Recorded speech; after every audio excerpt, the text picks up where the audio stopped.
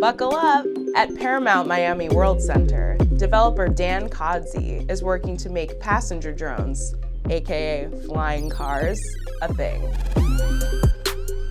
A 5,000 square foot skyport is being designed for the 60-story luxury tower's rooftop.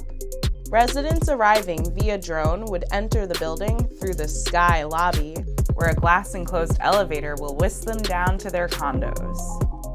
In a recent interview, Kodzie said he believes the skyport will be the future train station.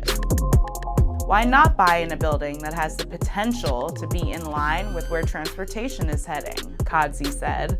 The futuristic amenity was inspired by Uber Elevate, Uber's version of passenger drones that could take flight sometime after 2020.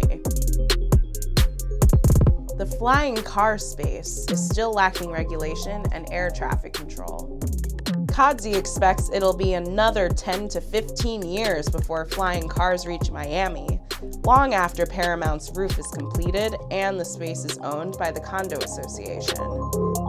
But Kodzie is already thinking 2 steps ahead of the trend.